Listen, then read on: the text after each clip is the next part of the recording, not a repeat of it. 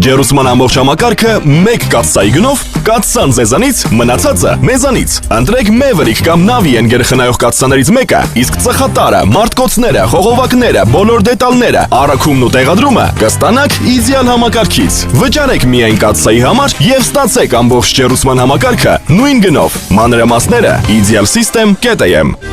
Իդեալ համակարգ 29 տարի դեպի կատարելություն։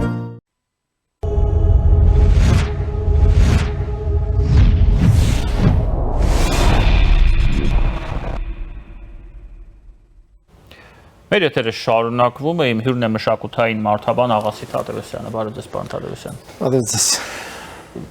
Հետընտրական փուլի մեջ են գտնվում, փուլը կարծես թե այնքան էլ ակտիվ չէ, փողոցում մարդիկ չկան, միտինգներ, բողոքի ակցիաներ կարծես թե չկան, այն ինչից մենք վախենում էինք, մեր հասարակությունում կար չէ, անընդհատ այդ հարցերը տալիս էին, հա, փորձագետներին, դուք կանխատեսում եք, որ լինելու է հետընտրական փողոցային պայքար, ակտիվություն, հեղաշրջման փորձ եւ այլն, տեսնում եք դա չկա, շատ լավ է որ չկա, բայց մի տեսակ անորոշ փուլի մեջ է մտել այս ամենը, եւ այդ անորոշությունը ես կարծում եմ եւս ունի արհեստական բնույթ, արհեստական գեներացվող անորոշություն է, որը իրականում չկա, ամեն ինչ որոշված է եւ կարելի ասել, որ մտածելու բաներ չկա այստեղ։ Հիմա ընդդիմությունը ինչ է ասում է ընտրությունները լեգիտիմ չէին։ Իշխանությունը ասում է ընտրությունները լեգիտիմ էին, բայց դուք գնացել եք ժողովրդի ձայների մի մասը գնել եք, դուք մարդկանց գնել եք, բայց լեգիտիմ է։ Ընդդիմությունը ասում է մենք չենք ընդունում արդյունքները, գնում ենք կենտրոնական ընտրական հանձնաժողով բողոքներով, գնում ենք սահմանադրական դատարան բողոքներով, բայց ժողովրդին փողոց չենք հրավիրում։ ԲՀԿ-ն էլ համաձայն չէ, բայց ԲՀԿ-ն կարծես թե բոլորից ամենապասիվն է։ Թիվ 1 խնդիր է այստեղ, որ այսօր բոլորը խոսում են, այդ այսպես ասած մարդկանց զանգվածը, որոնք դեմ են իշխանությանը, դա ԲՀԿ-ի խնդիրն է, բայց ԲՀԿ-ն այդ խոսացող ձայների մեջ իր ձայնը չի լսվում, իրենք ամենապասիվն են եւ ինձ համար հարց է, ինչու է այդպես։ Իրենք հիմա պետք է առաջամարտի կլինեն այս պայքարի փողոցում դրոշներով, բայց դա չկա։ Ձեր մոտեցումը, մի փորձենք, հա, մի փոքր ռեֆլեքսիա անենք, պարոն Թադևոսյան, մեզ մոտ դա լավ է ստացվում, ինչ է կատարվում, որտեղ մարդիկ շատ են հարցեր տալիս, մարդիկ անորոշ վիճակում են եւ չեն հասկանում, այս ընտրությունները լեգիտիմ են, լեգիտիմ չեն, ինչու են բոլորը ասում, որ լեգիտիմ չեն, բայց սուսուփուս նստել են իրենց տեղերում։ Շատ լավ, հեսա դուք այդ շատ կարևոր դիտարկում արեցիք, որ կարծեք թե ԲՀԿ-ն ամենապասիվն է, եւ ավելի այսպես մի փոքր վերլուծություն անենք, էլի, եւ ավելի այդպես ակտիվ են հատկապես բանը, չէ, ուժեղ Հայաստան եւ կարծեմ այդքան Քոչարյանի Հայաստան դաշինքն էլ չեմ տեսնում ակտիվություն, բայց ենթադրենք մի քիչ իրենք են ակտիվ, չէ։ Հիմա մյուս հարցը, որ դուք նկատեցիք, դա այդ անորոշությունն է։ Ես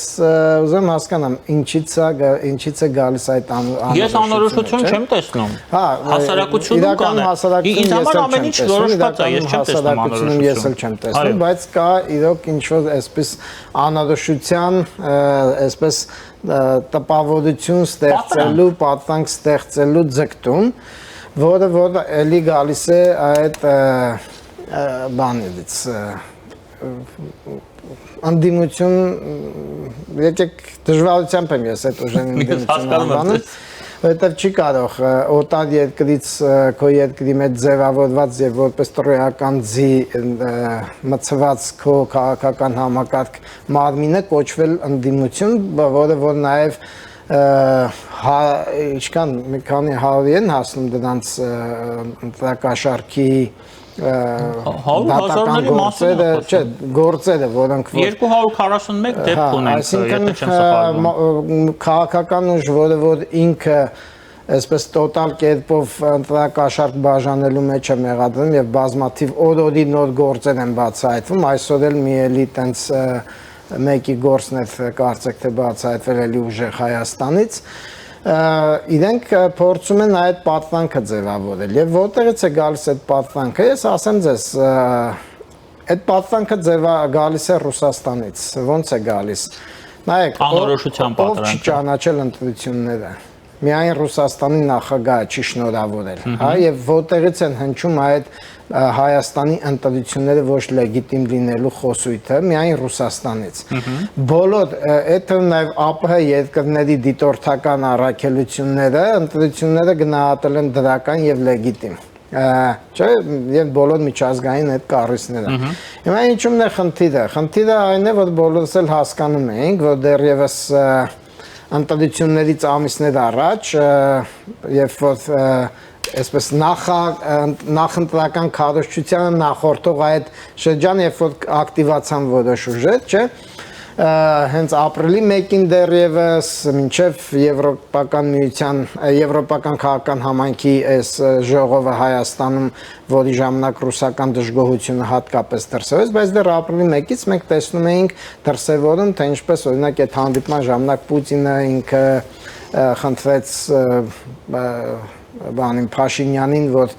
իրենց ռուսական ուժին այստեղ թողեն մասնակցել ընտրություններին։ Հիմա խնդիրն ինչումն է։ Մենք տեսնում ենք փոխհամաձայնեցված գործողություն այս ռուսական տրոյական ձիու եւ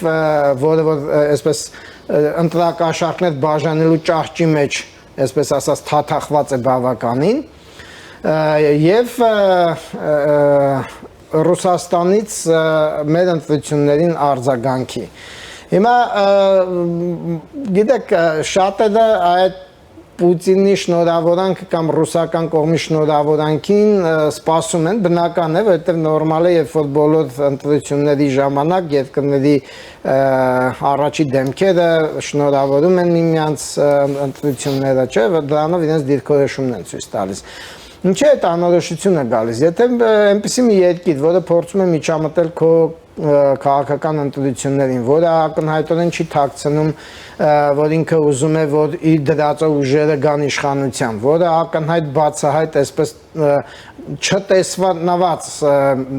աշխարհը չի տեսել այդպիսի նախադեպ, այդ աստիճան փորձի միջամտել քո քաղաքական նախընտրական եւ ընտրական process-ներին, հա։ Այսինքն մենք տեսնում ենք, որ դրա մեջ իրոք մտորելու խնդիր կա, այդտեղից է գալիս այդ անորոշությունը, եթե չի այդպես մի երկիր, որը որ չգիտես ինչ սպասես իրենից ու ինքը դեռևս դիրքորոշում չի հայտնել ու կա իր դրածող քաղաքական ուժ այստեղ, որը որ այստեղ փորձում է ինչ-որ բողոքներ հայտնել եւ ընդհանրապես այդ երկու ընտրատեղամասի դեպքերը, որոնք որ եթե վերցնենք լայն առումով ընտրությունները անցել են շատ լեգիտիմ են, շատ լավ են անցել, այսինքն այդտեղ չի եղել լցոնումներ, չեն եղել կրկնակ քվեարկության դեպքեր, ընդհակառակը, եթե որևէ մեկը փորձել է կրկնակի քվեարկել, ապա դա Քոչարյանական շտաբի այդպես նկարտումներ են եղել, որովհետև ես ինքս արդեն ծանոթ եմ որոշ դեպքերի, որոնք որ վարչական տուգանք են, թե ինչ է այդպես են կոչում, ես իրավաբան չեմ, լավ չգիտեմ այդ տերմինները, բայց ես գիտեմ, որ արդեն տուգանել են շատ մարդկանց, ովքեր որ բացահայտվել է, որովհետև ընտրատեղամասերը թափանցիկ էին բառից բուն իմաստով, այդքան տեսախցիկներ դրած, այդքան, ասենք, կրկնակի անձը բան էր արվում, չէ, ոնց է կոչվում, ստուգվում էր այդ անձի բանը, մի հատ ընտրացուցակով, մի հատ իր այդ մատնահետքով, մի խոսքով, ուզում եմ ասել, որ պարզ է, որ մենք տեսնում ենք ընտրությունները ապա լեգիտիմացնելու փորձեր, իրականում այդ երկու ընտրատեղամասի հարցը կան իրավական մարմիններ, իրենք կարող են շատ հանգիստ որոշել, դա կամ վերաքվեարկություն է, կամ այդ տեղամասի արդյունքների չեղարկում է, կամ էլ թե չէ, ընդհանրապես թող ընտրություններ նորից լինեն, չէ։ Հիմա ինչումն է խնդիրը, այդ ԲՀԿ-ի սահմանային հարցն է, բայց իմ մոտ մի հատ ուրիշ հարց էլ կա, հա։ Եթե ԲՀԿ-ն, որը որ մենք գիտենք, նաև իրենք էլ են, չէ, ընտրակաշառք բաժանել, որտեղ դեպքեր կան, որոնք մտել են բաներ, չէ, ասենք չգիտեմ, վարույթ են ասում դրանց, մի խոսքով բռնվել են, չէ, նաև իրենք են բռնվել, այդ բաժանող իրավական համակարգի ուշադրության կենտրոնում են։ Այո, լավ, եթե հիմա իրանք այդ քայլին գնացած չլինեին, իմ մոտ հարց է առաջանում, արդյոք իրանք կմոտենային 4%-ի սահմանագծին։ Այսինքն ստացվում է մի հատ նենց վիճակ, որ ինչ-որ մի հատ հանցագործի, որը բոլորս գիտենք, որ հանցագործություն է կատարել, բայց ինչ որ sense կան իրան բանանող, չքմեղացնող տարբեր տեսակի փաստաբաններ, ու հիմա բոլորս լծվել ենք այն գործին, որ իրան բան անենք, sense անմեղ հրեշտակի տեղ դնենք, այսինքն մենք այս երկրում ենք ապրում, մենք չենք տեսել մեր թաղամասերում ով է փող բաժանողը, ով է այդ թաղի լակոտները, այդ կիսագողական, որ այդ ընտրական շտաբի դեմերը պպզած կամ ասենք բոլորս ճանաչում ենք, չէ՞ դրանց։ Հետո բացի այդ ես անկեղծ ասեմ, ես նաև ինքս այդ ոլորտի ներմասնագետ չեմ, բայց երկու նման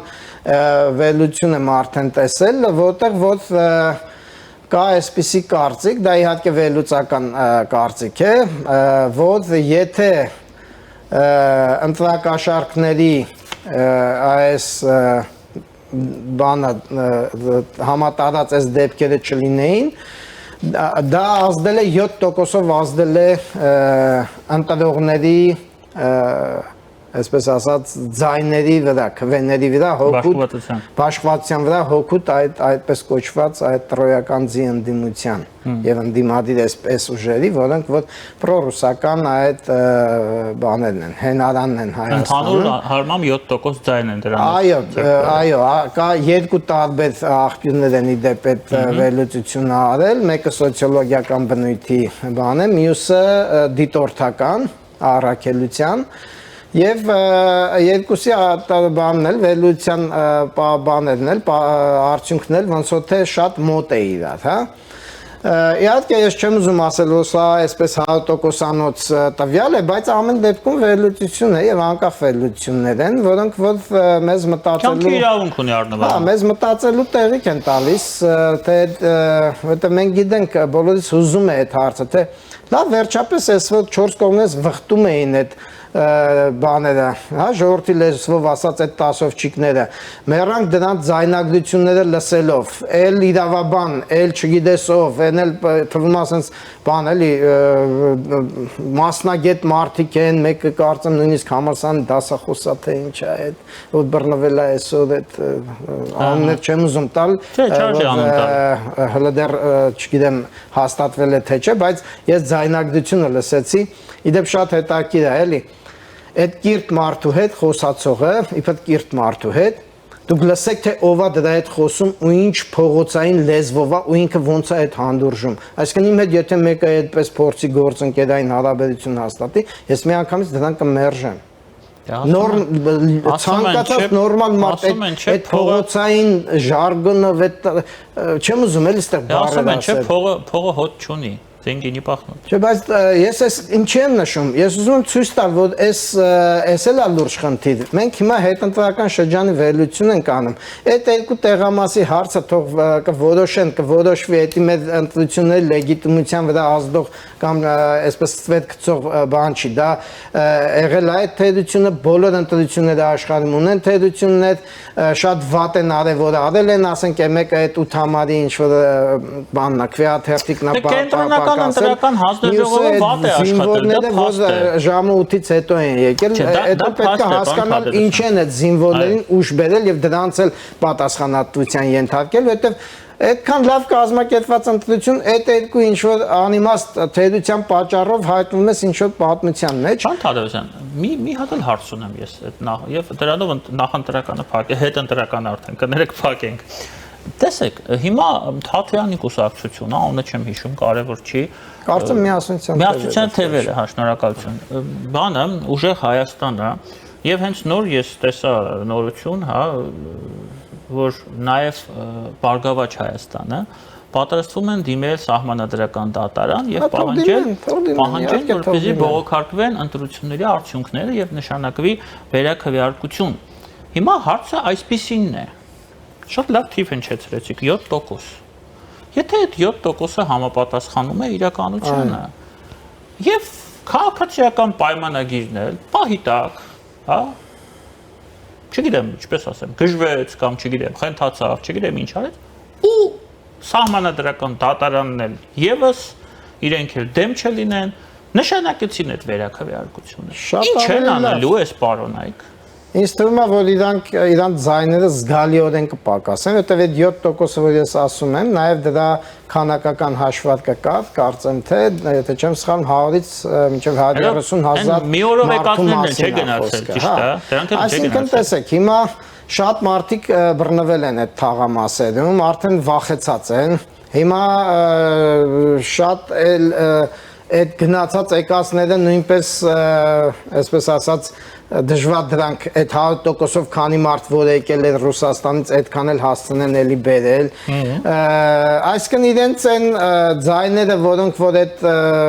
առավելությունը ստացել էին քիչ թե շատ այդ իրենք կոծնելու են դրանց եթե չասենք ամբողջությամբ դրա մի 50%-ը կոծնելու են եւ վստահ եմ որ այդ վերակվեարկություն նոր ընտրություն անելը այսինքն միայն իրենց վնաս է լինելու եւ ի օգուտ մեր ժողովրդի է լինելու ես օրինակ շատ կողմ եմ թող սահմանադրական դատարանը այդ տիպի որոշում ընդունի մարդիկ էլի գնան ընտրեն եթե իրենք վստահ են իրենց ուժերի վրա դիմել են շատ լավ են արել փայլուն է թող անեն թող իրավական լուծում ստանա այս խնդիրը դուրս գա արանքից բայց ամենակարևորն է նա որ մենք այդ լուծումը տալով կարողանանք փակենք օտար պետության կողմից մեր քաղաքական կյանքին միջամտությունը մեր որովհետև այդ դեպքում արդեն ապացույցները անհերքելի են լինելու այո վիզուալ ապացույցները այո մեկ դա եւ երկրորդը այդ ընտրակաշառքները որ բաժանվել են եւ ըստ էության դրանք կոռումպացվել են մեր ընտրական համակարգը ընդդիմադիր ուժերի կողմից է կոռումպացել որովհետև իդեպ որևէ մեկ ընտրակաշառքի նույնիսկ կասկած իրավապահ մարմինների կողմից դիտորդական այդքան բան կա կազմակերպություն դիտորդներ որևէ մեկը իշխող քաղաքական ուժի կողմից նման փորձ չի արձանագրել բայց հենց նույն դիտորդները, հենց նույն իրավապահ մարմինները հարյուրավոր նման փորձ են արձանագրել այսպես կոչված այդ ընդդիմադիրներից, հա։ Ես ասեմ մի խնդրեմ էլ կա, այդ փչացած ընդդիմությունը, այդ կոռումպացված ընտրակաշառք բաժանող, այդ թաղամասերի այդ կիսագողական, այդ թափթփուկներին նորից քաղաքական process ներգրավող այդ տիպի ընդդիմությունն է, որ զբաղեցնում է այն նորմալ ընդդիմության տեղը Եթե պատկերացեք իրանք չլինեին, իրանք փողերով չլինեին, այդ փողերը չմտնեին ընտրական պայքար։ Ես կարծում եմ, որ այլ քաղաքական ուժեր, որոնք որ իրենց առաջի քայլերն էին անում, շատ ավելի ձայն կհավաքեին։ Ասենք գոնե 4%-ի սահման հաղթահարող մի հատ խելքը գլխին նորմալ ընդդիմադիր քաղաքական ուժ կմտնի դաշտ, հա։ Պարոն Թադևոսյան, մի փոքր նաև խոսենք այլ խնդրի շուրջ։ Ես կարծում եմ այստեղ եւս կապ կա նախընտրական եւ հետընտրական տրամաբանության հետ։ Դա մեր Հայաստանի Հանրապետության դեպի Եվրամիություն ճանապարհն է։ Շատ վիճելի մի թեմա է, որտեղ կան տարբեր կարծիքներ եւ բոլորը կյանքի իրավունք ունեն։ Կա կարծիք, որ մենք գնում ենք Եվրամիություն, կա կարծիք, որ չեն գնում, կա կարծիք, որ այդ ամենը ընդհանրապես ուներ քաղաքացիական պայմանագրի համար նախընտրական բնույթ, կա կարծիք, որ չէ, գնում ենք, բայց այս պահին փորձում ենք խուսանավել Ռուսաստանը, որպեսզի մեզ շատ չպատժի, չնայած Ռուսաստանը պատժում է արդեն այնպես, ինչպես կարող է պատժել այս փուլում։ Հիմա հարցը այսպեսինն է, ես լսել եմ այսպիսի կարծիք, տարբեր մարդկանցից եմ լսել, որ այ եթե 1.5 տարի առաջ Եվրամիության մասին օրենքը չընդունվեր,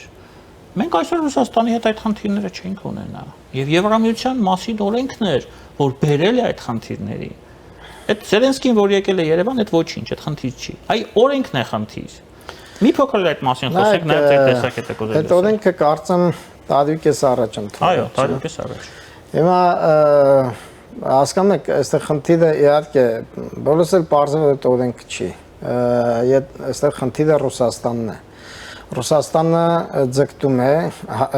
խնդիրը Ռուսաստանի եւ Հայաստանի ինքնուրույնության ձգտում է, ինքնիշխանության իր սուբյեկտայնության ձգտում է եւ ավելի դիվերսիֆիկացված միջազգային հարաբերությունների սուբյեկտ դառնալու ձգտումն է։ Մի բան, որը ակնհայտորեն Ռուսաստանին դուր չի գալիս եւ Ռուսաստանը որպես դերևս անցյալում մնացած, այսպես ասած, քարացած քաղաքական մտածողությամբ պետություն, որտեղ երբ որ դուք նայում եք դրանց երկրի արտաքին գործերի նախարարը ինչպես է խոսում, այդ Լավրով կոչվածը, ասենք մի 20 տարի առաջ դրա խոսքը համապատասխանն էր հասկանում, է քաղաքական միջազգային մտածողությունը ռուդիմենտար է, չի փոխվում։ Այսօր երբ որ ինքը խոսում է, այն երեխեքը որ ասում են դինոզավր, ինքը դինոզավրի քաղաքական դինոզավրեր են հասկանում, դրանք իրենք չեն էլ հասկանում այսօր ինչ process-ներ են լուրջ գնում, որովհետև եթե մի երկիր այդքան բանը հասկանար, ինքը չէր հարձակվի Ուկրաինայի վրա, ինքը վստահ է, որ 3 օրում գրավելու է, չէ՞ Ուկրաինան, բայց տեսեք, ասենք այդ երկրի քաղաքական վերնախավի գնահատականը հենց տալիս է իր համար ամենայդ կոպիտ սխալը եւ հիմա այդ երկիրն ինչ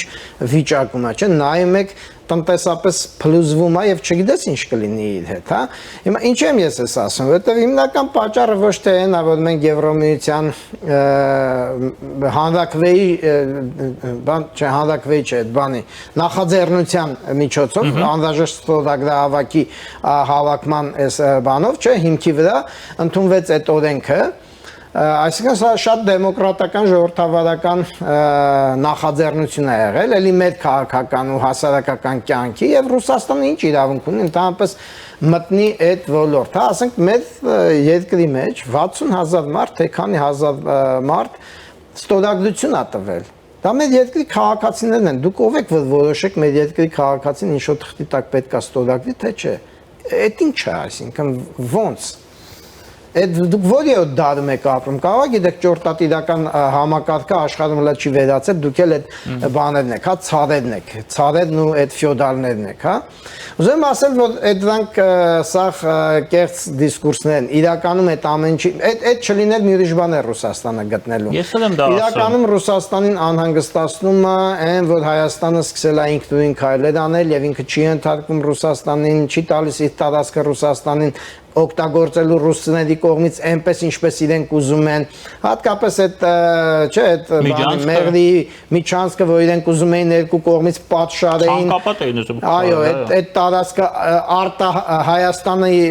արտատարածքային տարածք են ուզում ստեղծեն այս գլխում դնեին իրենց մի դուր այն գլխում դնեին մի դուր նստեին ռուս չինովնիկներ այսինքն մենք սկիչ իմանայինք էլ մեր երկրի տարածքով ինչ անցավ դարձավ ուղղակի մի նկատառում նաև սրա մասին ոչ մեկ չի խոսում Ուզում էին սարքել Լաչինի միջանցք, բայց որևէ մեկը չէր երաշխավորի մեզ, որ վաղը կամ մյուս օրը այդ միջանցքի ճակատագիրը նույնպես Լաչինի միջանցքի ճակատագիրը չէր լինելու։ Եթե տարածքը լիներ արտատարածքային, եթե դու այդ տարածքի ազդեցություն չունենայի, կարող են անել։ Ինչ ուզում են կանեն, իսկ հիմա մենք ասենք դրա փոխարեն ստեղծել ենք մի միջանցք, ճանապարհ, ուղի որ միջանցք չի դա ըստեյության ուղի է, որը որ մեր ամբողջությամբ մերն է, այսինքն եւ մենք դրանով մտնում ենք էլի միջազգային, այսպես ասած, մեր միջազգային կշիռը բարձրանում է, մենք միջազգային առումով կարևորություն ենք ստանում, եւ այստեղ մի քանի բան է տեղն են, հա, մենք իր վերահսկողության տակից ենք դուրս գալիս, այդ ամեն ինչն է իր վերահսկողության տակից դուրս գալիս, բնական է ինքը պետք է փորձի մեր վրա ճնշում գործադրի, ու այդ Եվրոմիության թեման հիմա բացել են, որ իբր թե բան է, էլի ասենք, Եվրոմիություն մեր թշնամին է, դուք էլ գնում եք դեպի Եվրոմիություն, բայց բոլորն էլ իրենք էլ շատ լավ հասկանում են, որ այդ Եվրոմիության բանը պատմություն է դեպի ճանապարհ դեպի Եվրոմիություն, այդ ոչ այս տարի ալինելու, ոչ մյուս տարի ալինելու, ոչ այս խորհրդարանի գործունեության ընթացքում ալինելու բոլորն են հասկանում դա բավականին երկար process է եւ մինչեւ այդ ասենք լինի կարող է եւ շատ բան փոխվի, կարող է ինքը Ռուսաստանը դառնա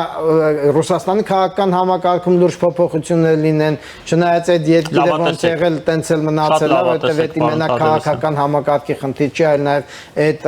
հասարակության արժե համակարգի խնդիր է, որտեղ այդ հասարակությունը ինքը դա ներսից ավտորիտար հասարակություն է, սկսած իրենց այն բաներում գլուբինկաների գյուղերում մարդկանց ապրելակերպը որ տեսնում եք, այդ երկիրը չի կարող դեմոկրատական երկիր լինի։ Այն ուժերն էլ, որոնք որ դեմոկրատական արժեքներ առաջադեմ չասենք դեմոկրատական, ասենք քաղաքակիրթ արժեքների ու քաղաքակիրթ հայացքներ կրող էին, այդ մարդկանց էլ քշել են իրանց երկրներից։ Մի մասը եկել է Հայաստան, մի մասը գնացել է Եվրոպա։ Ուզում ասել, որ այդ կեղծ խոսույթ է, ես համաձայն չեմ այդ խոսույթի հետ, այդ չլիներ իրանք ուրիշ պատմություն էին հորինելու։ Այն անեկդոտ կա, չէ՞, նապաստակի ու գայլի, երբ որ նապաստակը երբ որ գայլը անդադ նապաստակին հալածում է, գլխին է խփում, սա գնում է առյուծին բողոքում է ասում է բանին в общем առյուծը գալին ասում է ինչ ես սրան հալածում էլ չանես այդպես բան ասում է լավ չեմ անի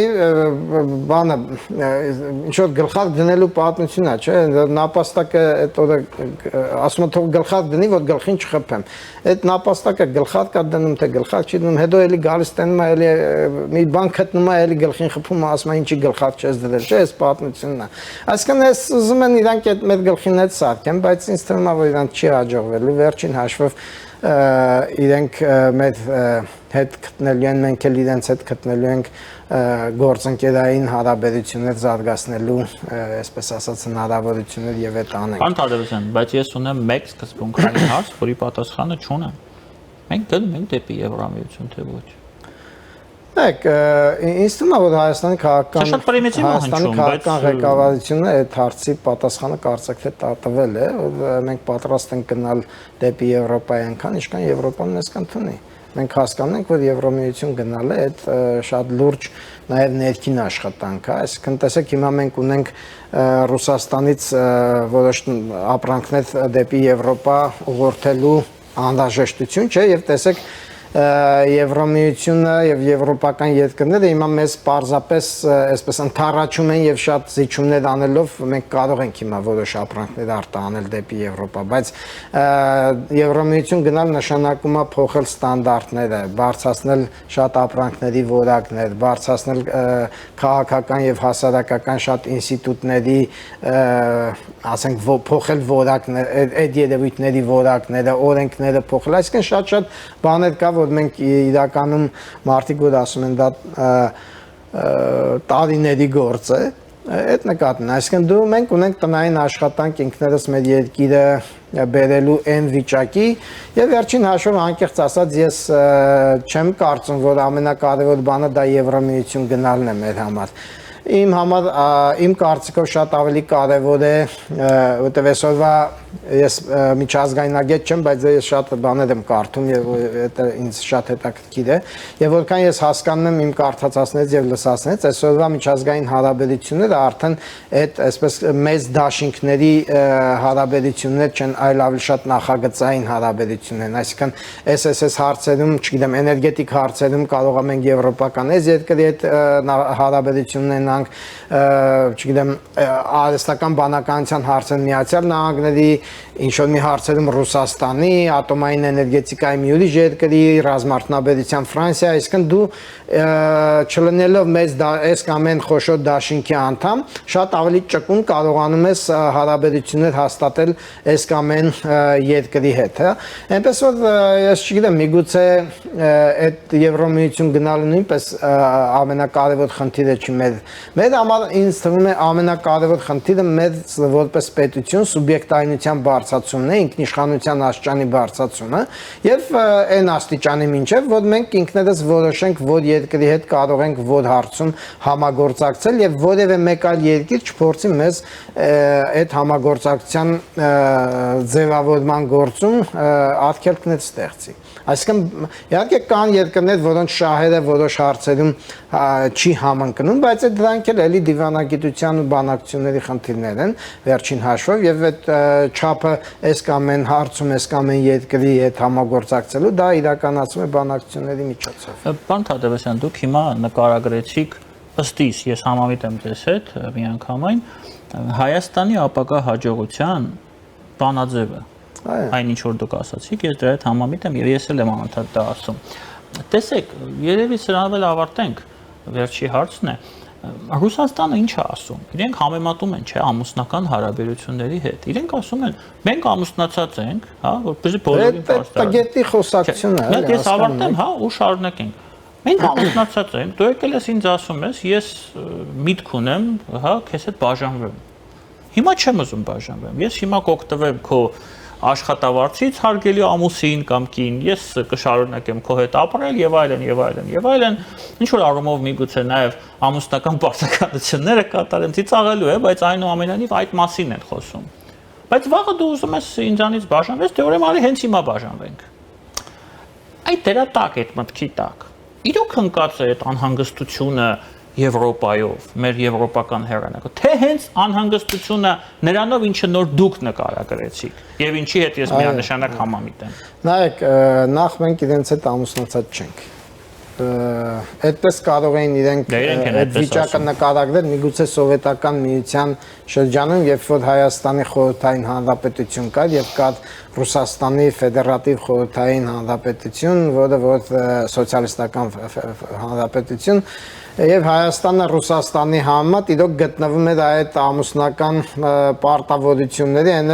այն ամենաբան ամուսնության, էլի, այն ամենաբռի ամուսնության։ Չէ, կան նորմալ ամուսնական ընտանիքներ, Մեզալյանսեր։ Հա, որտեղ եւ ամուսինները եւ երեխաները ունեն իրենց իրավունքներն ու պարտականությունները եւ հավասարության սկզբունքի հիման վրա է ընտանիքը կառուցված ու սիրո, այլ ոչ թե ծեծի ու բռնության ու ստիպողականության։ Հա, Ռուսաստանը ինքը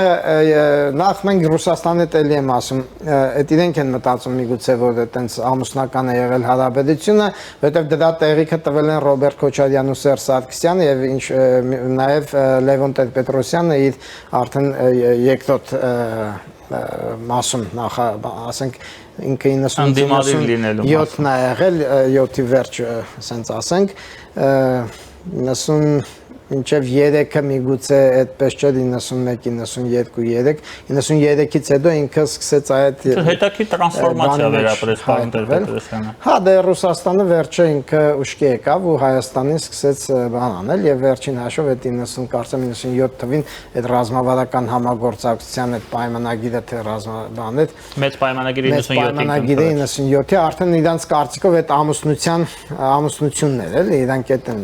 համարում բայց հիմա մենք ունենք փոփոխված հասարակություն, ունենք նոր երիտասարդություն, որը որ հենց այդ անկախության սերունդն է, այսինքն անկախության տարիներին ծնված այդ երիտասարդներն են, որոնք չեն հասկանում ոչ Լևոն Տեր-Պետրոսյանի սերնդին, դրա համար էլ ՀՀՇ-ն 0.2% հավաքել, չէ՞, որ հիմա վերանվանել են իրենց ՀԱԿ, տեսեք ինչ հետաքրքիր կազմակերպություն է, ինքը նույնիսկ իր անունից վախեցավ, որովհետև այնքան էին ապականել այդ անունը, որ անունը փոխեց, որ մարդիկ իրենց մի քիչ ուրիշ ձև վերաբերվեն, բայց մեկը 0.2 թե 3% էին հավաքել, չկան էլի, որպես քաղաքականություն չկան իրանք ըստ էության։ Նույնը հələ Քոչարյանը էլի կարողացան, իդեպ ասեմ, իրենք կարողացել են նաև աշխատանքի շնորհիվ ձայներ բերեն, միգուցե իրենք այս ընդդիմության մեջ էլի փորձել են խախտումներ անել, որովհետև միգուցե այդքան համատարած չէ, բայց փորձել են այդ թաղի այդ իրենց չեն կարող առանց դրա։ Հա, որովհետև այդ ոնց որ ասած են որ գողը սովորագողության իրան ազատում ես մեկը ինքը ինչ որ մի պայի գողություն անում, ձեռը սովոր է, էլի։ Ուզեմ ասել այդ նախկին նախագահների օրոք միգուցե իրենք կնկալեին մեզ իրենց ամուսին են էլ կին, էլի կնոջ են էլ այդ ստորացված կնոջ կարգավիճակում, բայց մենք հիմա այդ չենք, մենք հիմա իրենց փորձում ենք հասկացնել, որ ոչ դուք եք մեր ամուսինը եղել, ոչ էլ մենք ենք ձեր կինը եղել, ընդհանրապես մենք գործընկերներ ենք, դուք մի քիչ ավելի ուժեղ եք, միգուցե ավելի մեծ պետություն եք, բայց այդ չի նշանակում մենք այդ ընդունում ենք, հարգում ենք, հաշվի ենք առնում, բայց այդ չի նշանակում որ դուք ոնց ուզեք նենց պետք է վարվեք մեր հետ, մենք ինքնուրույն պետություն ենք եւ այն ժամանակները չեմ ոնց որ ձեր այդ հիմարը բեղավոր են Լուկաշենկոն ասեց ու դուք ոչ մեկին պետք չեք, հա, կյանքը ցույց է տալիս որ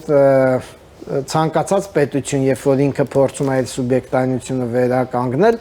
ինքը շատերին է պետք գալիս։ Իսկ մենք հիմա այդ process-ի մեջ ենք։ Մենք այս 18 թվականից հետո, 18 թվականի հեղափոխությունից հետո, նույնիսկ պատերազմը մեզ չխանգարեց, որովհետև մեր ժողովուրդը այդ հասկացել է իդեպ ասեմ։ 21 թվականին, երբ որ պատերազմ պարտված քաղաքական ուժը հրաժարվեց իշխանությունից եւ նորից ընտրությունների գնաց եւ մարդիկ նորից ձայներ տվեցին, ոչ ոք այդ ընդդիմությունները, այսպես ասած, իրենք չեն հասկանում այդ նախկինները, թե ինչի են մարդիկ ձայն տալիս այս ուժին, որովհետեւ մարդիկ հենց այդ են ուզում են, որ իրանց երկիրը սուբյեկտայնություն ունենա, ինքնունություն ունենա, որովհետեւ իրենք դրա հույսը տեսել էին process-ի մեջ, հա։ Հիմա մենք տեսնում ենք, որ այդ process-ը բերել հանգեցել է մի հանգրվանի, որ իրոք մենք այսօր ունենք շատ հետաքրքիր հարաբերություններ աշխարհի շատ երկրների հետ, բավականին այսպես ասած առաջատար եւ ազդեցիկ երկրների հետ եւ այդ բոլոր երկրները մեզ վերաբերվում են շատ հարգանքով եւ եթե երկու բան էլ ասեմ, ես երևի հասկանում եմ ժամանակը վերջանում է ժամանակին, երբ որ ես շատ տարբեր միջազգային գիտաժողովների, բաների եմ մասնակցում, մարդկանց ժամերով պիտի բացատրեի, թե ինչա Հայաստանը, որովհետև ոչ ոք չգիտեր ինչա Հայաստանը։ Այսօր Հայաստանի մասին բոլորը գիտեն արդեն, հասկանում եք, հենց էսի շատ մեծ փոփոխություն է, որովհետև ցանկացած մարդու ասում ես Արմենիա, ինքը գիտի դա ինչ է արդեն, հա։ Ժամանակի ինչի հետ ասած չէին խառնում, Ռումինիայի, էլ Ալբանիայի ինչ ասած չէին ասում, բացի Արմենիայից։ Ես Ռուսաստանը մարդկանց են հանդիպել, որոնք մտածում են, որ մենք մուսուլման ենք։ Հա, շատերը գիտեին, որ դա Ռուսաստանի մարզ է, չգիտեին էլ, որ այդ ինքնուրույն պետությունն է, շատ զարմանում էին, որ պետությունն է դա ոչ թե Ռուսաստանի մաս։ Այնպես որ մենք հիմա շատ այդպես իմ կարծիքով դրական զարգացումների ճանապարհին ենք։ Եվ էական չի, մենք հիմա Եվրոմիության մեջ կլինենք, թե չէ, կարևորը այն է, որ մենք ինքնիշխան պետություն ենք, սուբյեկտայինություն ունեցող պետություն ենք դառնում եւ կարող ենք քաղաքականություն եւ դիվանագիտություն իրականացնելու միջոցով ունենանք այս կամ այն երկրի հետ համագործակցային եւ գործընկերային հարաբերություններ եւ որևէ մեկը չհավակնի մեր ինքնիշխանությունը իր, այսպես ասած, ազդեցության տակ դնելու հանուն ինչ որ չգիտեմ, էլի կներեք արտահայտության համար մի խումբ խոպանչիների ավելի բարեկեցության կամ իրանց Ռուսաստանի ինչ որ կիսաօլիգարխիկ, ինչ որ կիսա, չգիտես ինչ մարդկանց, ովքեր չես էլ հասկանում ճանապարհներ են հաստատել։ Իրանց ճակատագիրը կարևոր է ընդեղի հայերի, բայց Հայաստանը մեր համար գերակայությունն է։ Մենք պետք է հասկանանք, որ այո, սփյուռքը կարևոր է, բայց մեր ազգային ինքնությունը եւ մեր ազգային ինքնիշխանությունը, այս ամեն ինչը կարող է պահպանվել եւ երկարատև տարիների կյանք ունենալ, եթե մենք պետություն ունենք։ Սփյուռքը 2-3 սերունդ հետո մանավանդ այսօրվա այս պոստմոդեռնիստական աշխարհում եւ այս տեխնոլոգիաների դարում սփյուռքը 2-3 սերունդ հետո ինքը փոշիանում է։ Մոռանալու է, որ սփյուռք է։ Փոշիանում է, ուղղակի մարդիկ այնտեղ ապրող հայերը աշճանաբար զուլվում են։ Ցավալի է, բայց այդպես է։ Շատ շնորհակալ եմ ձեզ, պարոն Թադևոսյան։ Ձեզ նույնպես։ Իմ հյուրն էր մշակութային մարդաբան Աղասի Թադևոսյանն է, ես Դավիթ Ստեփանյանն եմ, ձեզ հետ եմ մանրամասները, կհանդիպենք։